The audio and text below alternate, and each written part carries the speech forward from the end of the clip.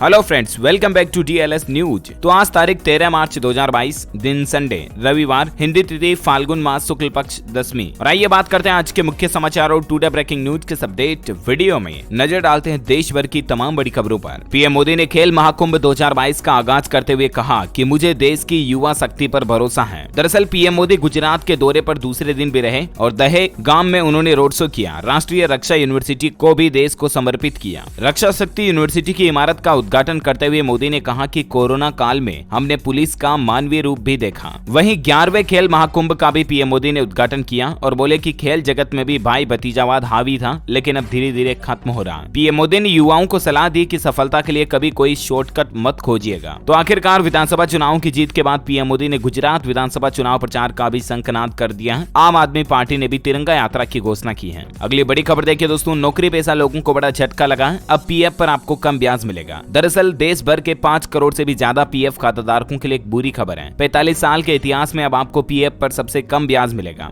होली से पहले नौकरी करने वालों को बड़ा झटका लगा है। ईपीएफओ ने ब्याज दर को 8.5% से घटाकर 8.1% कर दिया, जो कि पिछले 40 सालों में सबसे कम इंटरेस्ट रेट है। और इसके बाद कितना नुकसान होगा तो इस बात का अंदाजा आप लगाइए कि 15,000 तक की सैलरी वाले जो नौकरी वाले लोग हैं उनको सालाना 113 रुपए का नुकसान होगा इंटरेस्ट पर। पीएफ के ब्याज के कैलकुलेशन के मुताबिक 2021-22 में अब आपको प्रोविडेंट फंड पर 8.1% ब्याज मिलेगा। अगली तिमाही तक तो यही रेटें रहेगी। चलिए अगला अपडेट देखिए दोस्तों, दिल्ली एयरपोर्ट को बड़ी उपलब्धि मिली है। लगातार चौथे साल एशिया पैसिफिक में चुना गया सर्वश्रेष्ठ हवाई अड्डा। मतलब कि दिल्ली एयरपोर्ट पूरे एशिया का सबसे अच्छा हवाई अड्डा है। कोविड के समय एक्सीलेंस अवार्ड भी मिल चुका है दिल्ली एयरपोर्ट को। वहीं देखिए आरबीआई ने HDFC बैंक पर लगे सभी प्रतिबंध को हटा दिए। अब नए डिजिटल प्रोडक्ट्स को लॉन्च कर सकेगा ये बैंक। 21 नवंबर 2020 को आरबीआई ने इस बैंक पर पाबंदियां लगाई थी कि नए क्रेडिट कार्ड लॉन्च नहीं कर सकेगा और भी कई तरह की डिजिटल सर्विसेज पर HDFC के ऊपर रोक लगा रखी थी, राइट। लेकिन अब भारतीय रिजर्व बैंक आरबीआई की तरफ से HDFC पर लगे सभी प्रतिबंध बैन को हटा दिए हैं और HDFC की सारी डिजिटल फैसिलिटी वापस शुरू हो चुकी है। वहीं देखिए कांग्रेस कार्य समिति की आज शाम को एक बैठक होगी और इससे पहले सोनिया गांधी की पार्टी के संसदीय रणनीति समूह की मीटिंग भी होगी। 5 राज्यों में चुनाव हारने के बाद कांग्रेस अपने हालातों की स्थिति को लेकर मंथन करेगी। वहीं दिल्ली सरकार ने मृतकों के परिवारों को 10 लाख और मृतक बच्चों के परिवारों को 5 लाख रुपए देने की घोषणा की है दिल्ली के मुख्यमंत्री अरविंद केजरीवाल ने। दरअसल कल ही दिल्ली की झुग्गियों में आग लगने से 7 लोगों की जान चली गई। ये दुर्घटना हो गई और इसके बाद इसमें जान जाने वाले लोगों के लिए मुआवजे की घोषणा की है। हिमाचल प्रदेश में अब स्कूल के विद्यार्थियों को कंप्यूटर की फीस भी अलग से जमा करवानी होगी। शिक्षा विभाग ने इस तरह के निर्देश जारी किए हैं। हिमाचल प्रदेश में कंप्यूटर शिक्षकों को अब विद्यार्थियों से IT शिक्षा की फीस एकत्र करने के निर्देश दिए। विभाग की ओर से जारी पत्र में कहा गया कि इसे अति महत्वपूर्ण मानते हुए जल्दी से लागू किया जाए और इसमें किसी भी प्रकार की देरी होने पर स्कूल के मुखिया की जिम्मेदारी होगी। तो हरियाणा राज्य में अब कंप्यूटर फीस मतलब स्कूल में अलग से लगेगी, है ना। वहीं देखिए अब केंद्रीय विश्वविद्यालय में पढ़ाने के लिए जरूरी नहीं होगी PhD। UGC यानी कि विश्वविद्यालय अनुदान आयोग की तरफ से इस तरह का नया नियम लागू किया जा रहा है कि सेंट्रल यूनिवर्सिटीज में पढ़ाने के लिए अब आपको PhD डिग्री जरूरी नहीं होगी और इससे देश के कई एक्सपर्ट्स विशेषज्ञों को पढ़ाने का मौका मिलेगा। साथ ही देखिए बिहार में सरकार इस तरह का कानून बदलाव करने जा रही है कि अब रकबा नहीं बल्कि कीमत के आधार पर होगा जमीन का बंटवारा। दरअसल दोस्तों जमीन जायदाद संपत्ति के बंटवारे में आए दिन विवाद देखे जाते हैं और ये विवाद कोर्ट में जाते हैं और इन्हीं समस्या को समाधान निकालते हुए बिहार सरकार अपने कानून में बदलाव करने जा रही है। अब मतलब अगर किन्हीं की जमीन संपत्ति के बंटवारे में विवाद पैदा हो रहा है तो जमीन का बंटवारा रकबा बीघा के आधार पर नहीं किया जाएगा बल्कि बाजार मूल्य के आधार पर किया जाएगा। मान लीजिए 2 लोगों में जमीन का बंटवारा करना तो उस जमीन का बाजार मूल्य कितना है उसकी राशि 50-50 जो दोनों लोगों में बांट दी जाएगी, है ना। इस तरह के नियम में संशोधन यानी कि बदलाव करने की प्लानिंग कर रही है बिहार सरकार। वहीं बिहार सरकार 1 अप्रैल से राज्य भर में इस तरह का अभियान भी चलाएगी सरकारी जमीन से अतिक्रमण हटाने के लिए। गाँव में उपलब्ध रहेंगे हर मोर्चे पर 2-2 नक्शे।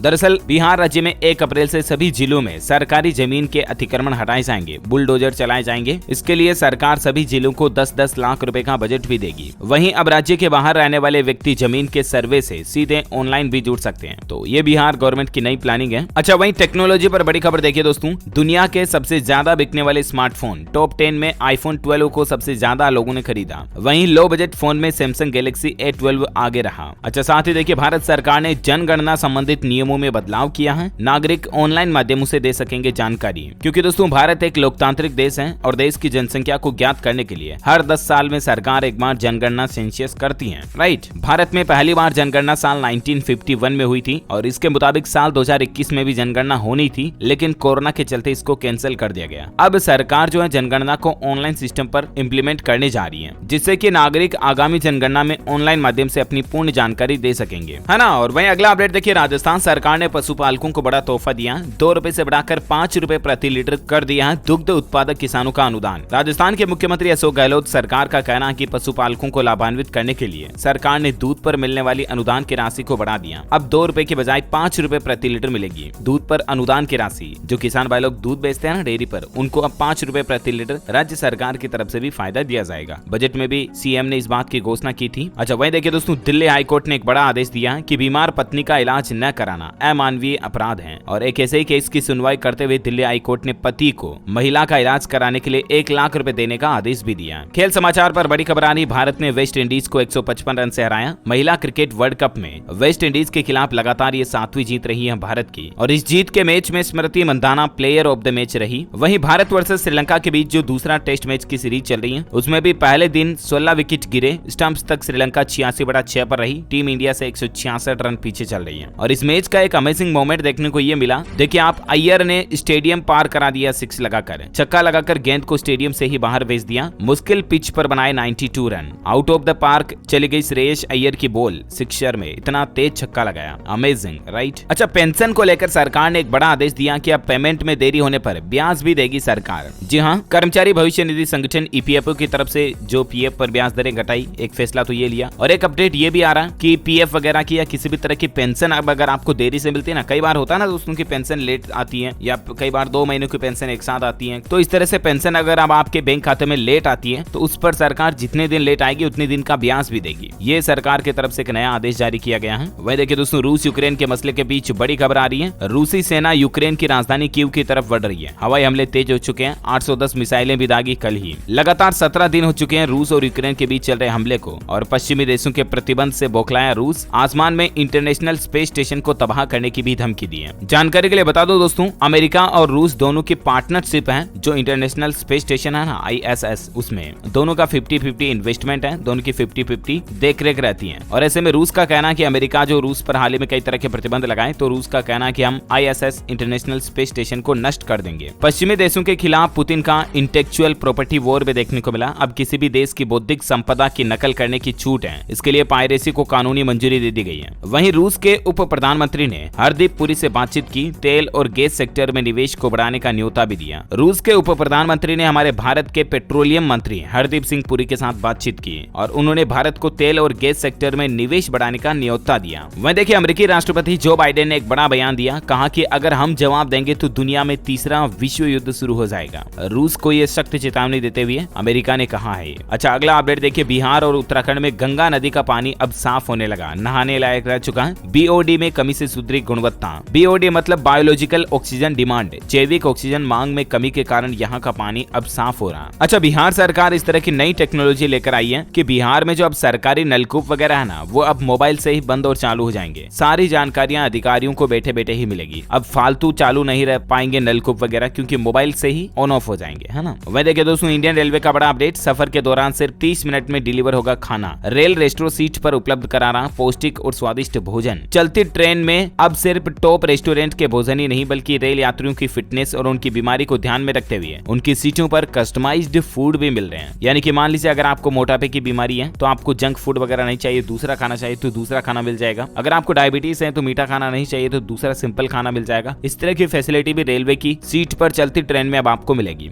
वो भी मात्र 30 मिनट में आपकी सीट पर खाना डिलीवर हो जाएगा, है ना। और रेलवे को लेकर एक और अपडेट ये आ रहा दोस्तों की रेलवे की खाली जमीन पर खोले जाएंगे फूड प्लाजा। बोर्ड ने 17 रेलवे जोन को इसकी मंजूरी भी दे दी है। जो इंडियन रेलवे के पास खाली जमीन पड़ी हुई है उसका इस्तेमाल अब इस काम में किया जाएगा। फास्ट फूड यूनिट खोली जाएगी, रेस्टोरेंट, फूड प्लाजा वगैरह, है ना। वही देखिए दोस्तों, पुलिस कर्मियों को अभी नहीं मिलेगी छुट्टी। विधानसभा चुनाव के बाद अब होली के लिए पुलिस का अलर्ट जारी किया गया, और उत्तर प्रदेश आगरा में पुलिस कर्मियों को होली के कारण अवकाश नहीं मिलेंगे, त्योहारी माहौल को देखते हुए। अच्छा, शिक्षा विभाग ने इस तरह के निर्देश जारी किए हैं कि अब स्कूलों में विद्यार्थियों को शारीरिक दंड नहीं दे पाएंगे शिक्षक। आए दिन ऐसी घटनाएं देखने को मिलती रहती हैं, खबरें भी आती है दोस्तों की बच्चे को शिक्षक ने तेज पीट दिया, बच्चा घायल हो गया, 3 दिन हॉस्पिटल रहना पड़ा वगैरह वगैरह। तो इस तरह की चीजों को देखते हुए स्कूलों में विद्यार्थियों को दिए जाने वाले शारीरिक दंड पर शिक्षा विभाग ने रोक लगा दी है। और ऐसे में हिमाचल प्रदेश से इसकी शुरुआत हुई है। राज्य में सरकारी व प्राइवेट स्कूलों में कोई भी शिक्षक विद्यार्थियों पर हाथ नहीं उठा पाएंगे, न ही लकड़ी छड़ी से उनकी पिटाई कर पाएंगे। ये नियम लागू हो चुका है सख्त रूप से। वह देखिए, खेती की जमीन महंगी होगी, अब आवासीय दर पर होगी 500 वर्ग मीटर तक की कृषि भूमि की खरीद बिक्री। जी हाँ, आवासीय दर मतलब रेजिडेंशियल रेट पर। मध्य प्रदेश से सरकार इस तरह का नियम लागू करने जा रही है और किसानों के लिए अच्छी खबर है। खेती की जमीन अब आपकी महंगी बिकेगी। अब शहरी सीमा से जो सटी हुई जुड़ी हुई 500 वर्ग मीटर तक की जमीन है ना, वो आवासीय दर पर यानी कि मकानों के रेट में बिकेगी, ना कि खेती की जमीन के भाव में। मध्य प्रदेश में इस तरह का नियम लागू हो चुका है ना। एमपी से एक और खबर ये आनी कि मध्य प्रदेश के होटल कर्मचारियों को भी अब साप्ताहिक छुट्टी मिलेगी। मालिक भी नहीं करा सकेंगे हफ्ता में 48 घंटे से ज्यादा काम। जी हाँ, मध्य प्रदेश सरकार के श्रम विभाग ने होटल और रेस्टोरेंट में काम करने वाले कर्मचारियों के हितों और उनके स्वास्थ्य को ध्यान में रखते हुए उन्हें भी साप्ताहिक छुट्टी देने का फैसला किया। अब संडे को उनकी छुट्टी रहेगी और पूरे सप्ताह में हर रोज 8 घंटे के हिसाब से 6 दिन काम करना होगा। सप्ताह में 48 घंटे से ज्यादा काम नहीं करा पाएंगे। एक दिन वीक ऑफ मिलेगा होटल कर्मचारियों को, है ना। और बाकी एमपी में कॉलेज से जुड़ी समस्याओं को अब आप सीधे पोर्टल पर दर्ज करा पाएंगे शिकायत के रूप में। विद्यार्थियों को यह नई सुविधा देने जा रही है राज्य सरकार एमपी में, है ना। अब आप यानी कि स्टूडेंट्स अपने कॉलेज से जुड़ी किसी भी तरह की समस्याओं के शिकायत को उच्च शिक्षा विभाग के पोर्टल पर खुद ही दर्ज करा पाएंगे ऑनलाइन कंप्लेंट के रूप में। ओके, वह देखिए, राजधानी दिल्ली में 9वीं और 11वीं में 33% पर ही पास होंगे छात्र। शिक्षा निदेशालय ने कहा कि निजी स्कूल यानी कि प्राइवेट स्कूल भी इस बात का पालन करें। अब किसी भी विद्यार्थी को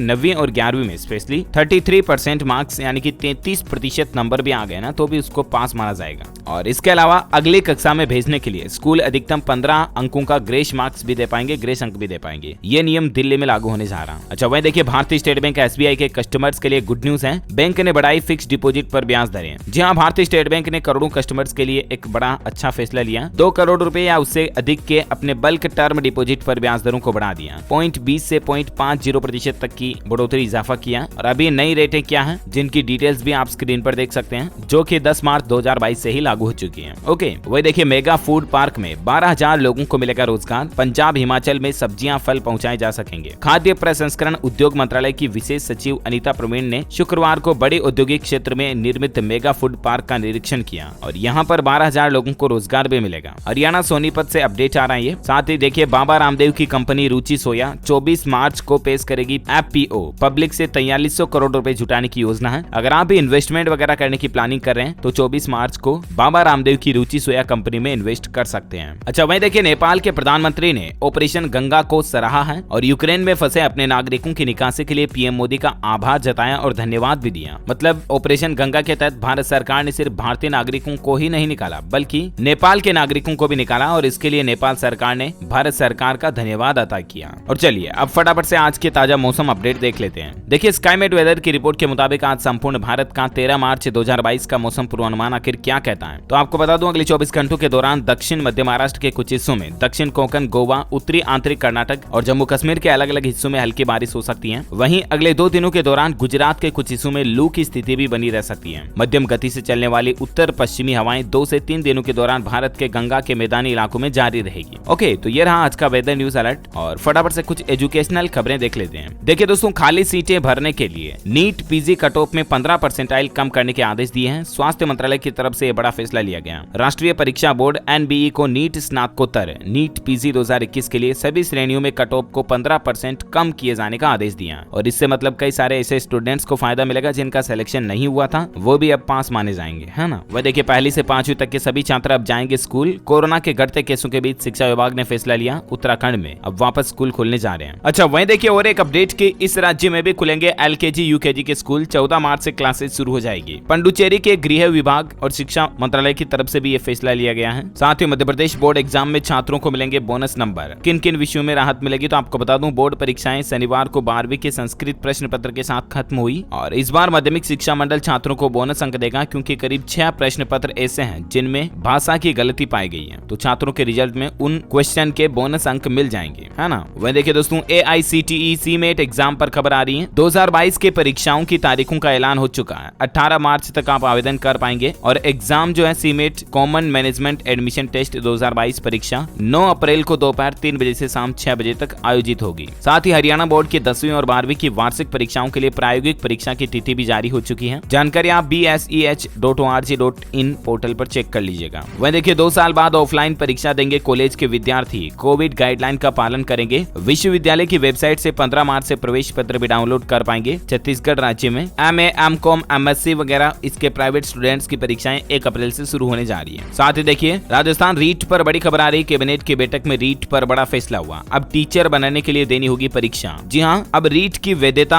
आजीवन रहेगी। इसके साथ ही प्राथमिक एवं उच्च प्राथमिक शिक्षकों की भर्ती के लिए अब प्रतियोगी परीक्षा होगी। भू राजस्व अधिनियम की धारा 90A में संशोधन को मंजूरी मिल गई है और अब कुल मिलाकर के रीट एग्जाम की वैलिडिटी लाइफ टाइम रहेगी। और इसके साथ ही प्राथमिक एवं उच्च प्राथमिक शिक्षकों की भर्ती के लिए अब डायरेक्ट रीट से सिलेक्शन नहीं होगा, बल्कि रीट के बाद एक कॉम्पिटिटिव एग्जाम और होगा, उसके बाद सिलेक्शन होगा, है ना। एज ए रीट जो है अब वो सिर्फ एक एलिजिबिलिटी एग्जाम के रूप में रह जाएगा। ये राजस्थान सरकार की तरफ से फैसला लिया गया। अच्छा, एजुकेशनल खबरों के बाद फटाफट से कुछ देश से जुड़ी महत्वपूर्ण खबरें और देख लेते हैं। देखिए दोस्तों, चुनाव आयोग ने उपचुनाव की घोषणा कर दी है। बंगाल, छत्तीसगढ़ सहित 4 राज्यों में उपचुनाव के मतदान की तारीखें आ चुकी हैं। 40 आसनसोल लोकसभा सीटों पर उपचुनाव होगा बंगाल में। बंगाल के अलावा छत्तीसगढ़, बिहार और महाराष्ट्र में भी उपचुनाव की तारीखों का ऐलान हो चुका है। सभी राज्यों में मतदान की तिथि 12 अप्रैल 2022 रहेगी। मतगणना की तिथि 16 अप्रैल 2022 रहेगी। पश्चिम बंगाल की 2 सीटों पर उपचुनाव की घोषणा हुई है। 12 अप्रैल को मतदान होगा। इसके अलावा बिहार उपचुनाव की तारीखें भी 12 अप्रैल को ही रहेगी। अलग अलग सीटों के लिए डिटेल्स आप देख सकते हैं। ओके, वह देखिए दोस्तों, पंजाब की जीत के बाद अब हिमाचल प्रदेश पर आम आदमी पार्टी की नजर है। विधानसभा चुनाव में सभी 68 सीटों पर पार्टी चुनाव लड़ेगी हिमाचल प्रदेश में, है ना। साथ ही देखिए पंजाब में आम आदमी पार्टी के नए मुख्यमंत्री भगवंत मान के सीएम बनने से पहले आपने बड़ा फैसला लिया, जिसके कारण नेताओं और अफसरों में खलबली सी मच गई। दरअसल आम आदमी पार्टी सरकार बनने से पहले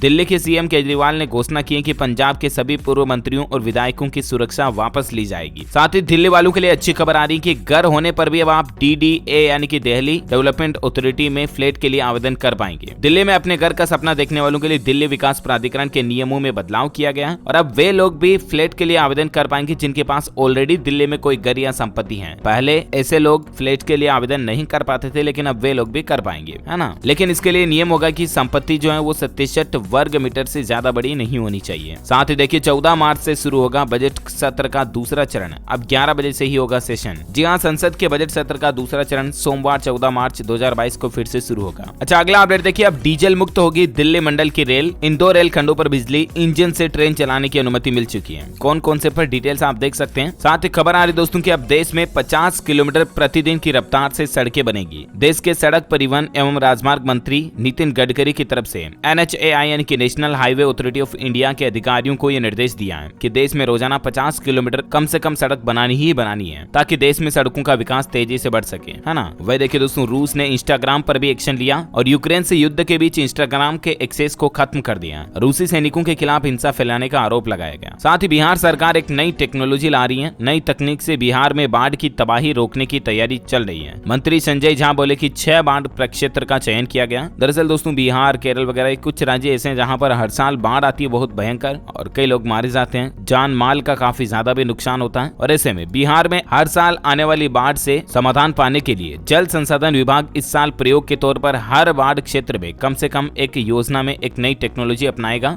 और एटलीस्ट इसका मकसद यही है दोस्तों कि बिहार में हर साल बाढ़ से होने वाले लाखों करोड़ों के नुकसान को रोका जाए। जानकारी ज्यादा आप देख सकते हैं। वह देखिए, झारखंड में हिंदी, मगही व भोजपुरी भाषा को लेकर धरना जारी है। राज्यपाल के नाम सौंपा मांग पत्र। दरअसल लाल मोहन पासवान का कहना है कि हेमंत सोरेन सरकार ने पलामू, गढ़वा, लातेहार में स्थानीय नियुक्तियों की भाषा सूची में मगही व भोजपुरी भाषा को शामिल तो किया है, लेकिन ये भाषा पूरे राज्य की भाषा है, इसलिए इस भाषा को पूरे राज्य की स्थानीय भाषा सूची में शामिल करने की जरूरत है। और इसी बात को लेकर झारखंड में माहौल चल रहा है। अच्छा, लाखों किसान भाई लोगों के लिए अच्छी खबर है। अगर आप भी ये करते हैं तो सरकार की तरफ से आपको 50,000 रुपए का फायदा मिलेगा। दरअसल हाल ही में जो महाराष्ट्र सरकार ने बजट घोषित किया कल ही, उसमें ये बात की घोषणा की है कि सरकार समय पर लोन जमा कराने वाले किसानों के लिए एक खास योजना लेकर आई है। 2 साल पहले जब राज्य के उद्धव ठाकरे सरकार ने कृषि कर्ज माफी योजना का ऐलान किया था, तभी इस महत्वाकांक्षी योजना की घोषणा भी हुई थी। और इस योजना के लिए इस बार बजट में 10 करोड़ रुपए का आवंटन किया है। योजना ये है दोस्तों की सरकार की तरफ से दी गई जानकारी के मुताबिक महात्मा ज्योतिबा फुले फसल ऋण योजना के तहत है, जो किसान भाई लोग बैंकों से कर्ज लिए हुए हैं, लोन लिए हुए हैं, अगर वे समय पर अपना लोन लौटा देते हैं तो उन्हें सरकार की तरफ से कम 50,000 रुपए आर्थिक प्रोत्साहन राशि के रूप में दिए जाएंगे। और सरकार का कहना है कि इससे राज्य के तकरीबन 20 लाख किसानों को सीधा फायदा होगा। साथ ही देखिए, होली से पहले सरकार ने बड़ी राहत दी है। महाराष्ट्र में सीएनजी की कीमत में कटौती भी की है। महाराष्ट्र सरकार ने बजट में सीएनजी पर वेट टैक्स 13.5% से घटाकर सीधा 3% कर दिया, जिससे काफी लोगों को कुछ हद तक राहत मिली है। और ऐसे में अब सीएनजी की कीमत क्या चल रही है महानगर में, मुंबई वगैरह में, तो आप देख सकते हैं। अच्छा भाई देखिए, उत्तर प्रदेश में 50 साल से ज्यादा उम्र के पुलिस कर्मियों की अनिवार्य सेवानिवृत्ति की कार्यवाही भी शुरू हो चुकी है। और अब 50 साल से ज्यादा उम्र के जो ड्यूटी करने वाले पुलिस कर्मी है ना, उनका जल्द ही सेवानिवृत्त का काम शुरू किया जाएगा। एक अच्छी खबर आ रही है, छत्तीसगढ़ मध्य प्रदेश के इन खास शहरों का सफर अब आसान होगा, क्योंकि कई सारी ट्रेनों में रेलवे एक्स्ट्रा कोच जोड़ने जा रहा, ताकि होली वगैरह के माहौल के कारण लोग बागों की भीड़ भी ना रहे, है ना। तो इसीलिए रेलवे की ओर से कई ट्रेनों में अस्थायी कोच को बढ़ोतरी करने का फैसला लिया। ओके,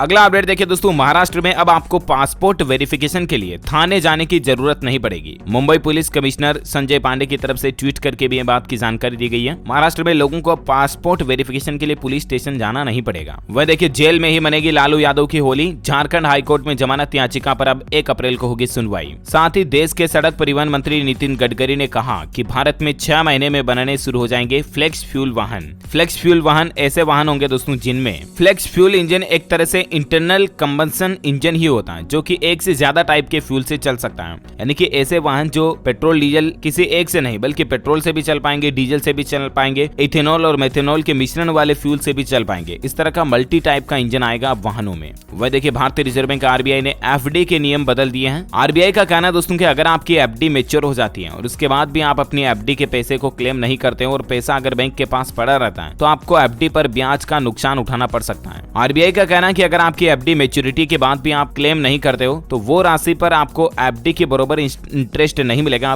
बल्कि जो सेविंग अकाउंट पर मिलने वाला ब्याज होता है ना, उसके बराबर ब्याज मिलेगा। एफडी जितना इंटरेस्ट नहीं मिलेगा, है ना। वह देखिए दोस्तों, भारत से कल ही एक्सीडेंटली जो एक मिसाइल छूट गई थी, उस पर गुस्साया पाकिस्तान और धमकी देते हुए कहा कि हमने जवाबी कार्रवाई की होती तो। पाकिस्तान ने गलती से फायर हुई भारत की मिसाइल को लेकर एक कड़ी आपत्ति जताई है। पाकिस्तानी विदेश मंत्रालय ने इस घटना की संयुक्त जांच की मांग भी की है। ओके, इसी कड़ी में आज दिन भर की तमाम बड़ी खबरें, मुख्य समाचार, टुडे ब्रेकिंग न्यूज का अपडेट वीडियो यहीं फिनिश होता है। और हाँ, आप मुझे कमेंट करके बताइए दोस्तों कि हमारे देश के राष्ट्रीय गान जन गण मन को गाने में अधिकतम कितने सेकंड का समय लगता है। What is the maximum time taken to sing the national anthem of India? Let me know in the comment box. जो लोग इस सवाल का सही जवाब इस वीडियो के नीचे कमेंट में देंगे, वो रैंडमली सेलेक्ट होने पर आप हमारी DLS न्यूज टीम की तरफ से जीत सकते हैं एक शानदार सरप्राइज गिफ्ट, जिसमें आपको mobile, computer, laptop, tablet, PC, gadgets वगैरह कुछ भी जीतने का मौका मिलेगा। इसी के साथ ही अगर आपको वीडियो अच्छा लगा तो इसे लाइक करना, शेयर भी करना अपने दोस्तों के साथ फेसबुक और व्हाट्सएप पर। और हाँ, आप हमारे चैनल DLS न्यूज को सब्सक्राइब करके बेल आइकॉन भी जरूर दबा देना, ताकि आपको रोजाना के ताजा अपडेट्स और काम की खबरें तुरंत आपके मोबाइल पर मिलती रहेगी। Thank you, take care, good bye, जय हिंद, जय भारत, वंदे मातरम।